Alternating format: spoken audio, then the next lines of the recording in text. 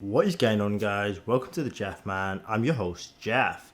Today I want to talk to you about how Ryzen really performs, what you can squeeze out of it, and is it really worth your money. Now I'm just going to say it, I'm going to put it out there, the Ryzen 3700X. The Ryzen 3700X is the value king for normal enthusiasts. If you're willing to now shed £300 on a CPU, $300 roughly, as the prices come down some little what, this is probably going to be the best bang for your buck CPU out there. And in today's video, I'm going to go over my frustrations, my annoyances, and what's really great about this. Overall, I am really happy. I'll put it out there. I am really shocked with the results and what you're able to get for your money right now, and why it might be a really good time for you to consider upgrading. Now, with all this said, Ryzen, especially my 3700X, has made me sad so many times.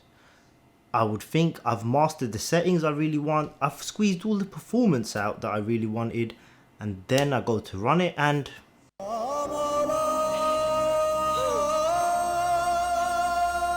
it just makes you sad because it failed. Then again, I'd spend a whole night tinkering and you'd think you finally got the settings locked in and everything's good to go. The following morning I'd go do a cold boot and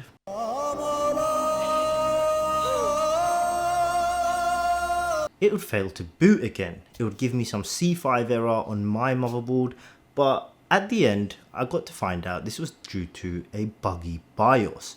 I am using a beta BIOS on this now, and it is the Asus something 0.03, which fixes some of the boost issues. Now with this new beta BIOS, I was finally able to achieve stability, and dialing in the settings I knew to have worked that gave me the cold boot issues in the morning.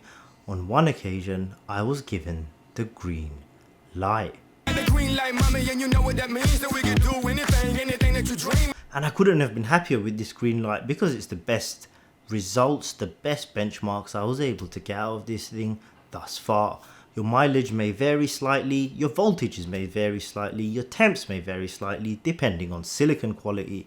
Now if you don't know what that means, that basically is the silicon lottery that everybody goes on about. Every chip is slightly different, and because of this you might end up a winner or loser, but the median shouldn't be too far off from what you're expecting. I'm going to share with you my BIOS settings, which are a 1.4 volts on the CPU, a maximum power frequency settings, power phase settings, boot settings. Everything that your motherboard has to offer for power management is cranked up to the max, because why not? And at this rate I don't really see the limitations with it. I haven't seen any fallbacks, any drawbacks, so everything cranked up to 11 is no issue for me. My temps are well within what I would consider acceptable. They have never gone above 80, even in 4 hours of stress testing on IDA 64 they barely hit 78, and in normal loads they're about 65 to 75, and my idle temps are about 35 to 45. Now I have a custom loop, and you can see this custom loop in the build video up there, but your mileage may vary depending on what sort of cooling solution you're running. So with all this said, let me show you the benchmarks, let me show you what sort of numbers you could expect. So let me start things off with CPU user benchmark. 144 gaming, 161 desktop, and 164 workstation. Everything is running close to its maximum potential, as it should, no issues whatsoever. This is a bit of a controversial benchmark, but it gives you an indication. 3D Mark Time Spy, CPU score of 10652.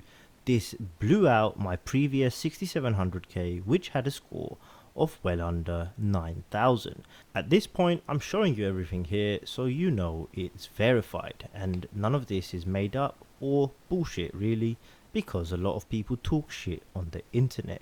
Again, I'll show you on CPU hardware monitor what my boost clocks will look like, what my temperatures look like, the voltage is pushing to the CPU, and again with CPU Z. You can see the boost clock and the multiplier there, and I'll show you my tight memory timings.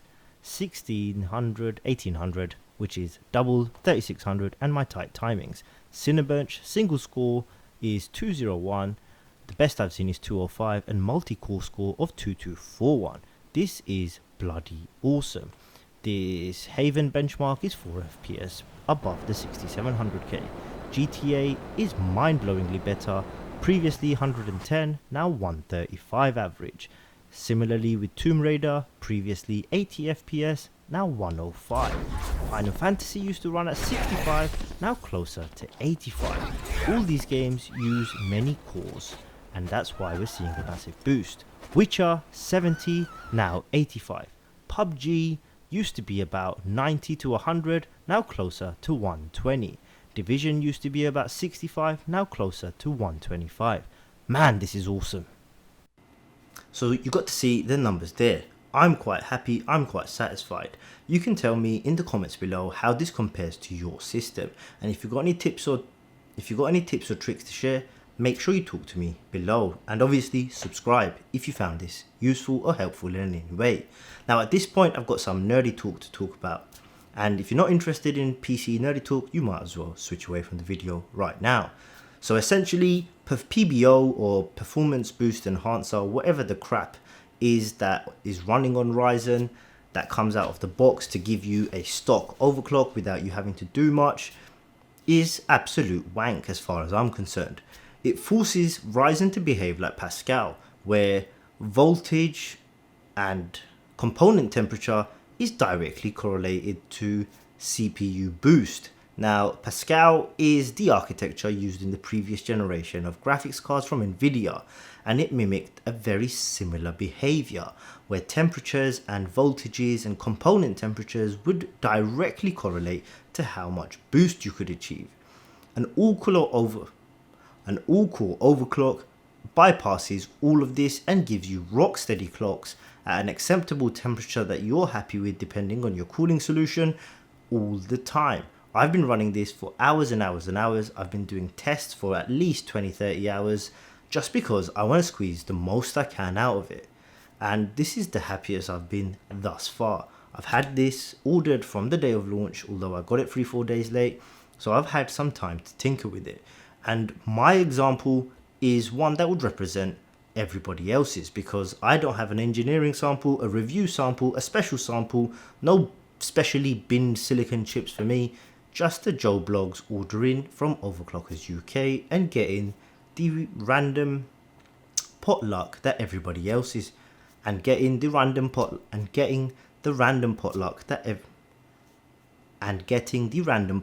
chip that everybody else would be subjected to. So I'm in the same pot as everybody else, nothing special. So like I said before, if you did like any of this content, please make sure you subscribe. It goes a long way into motivating me to carry on making this type of content. Give me a like, talk to me in the comments below about your mileage and how it's running for you.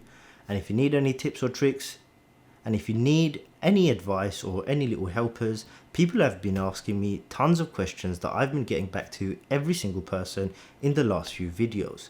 So do make sure you subscribe and talk to me. And until the next video, which probably might not be about Ryzen for a little while unless there's an incremental update or something worth talking about, I will catch you in the next one.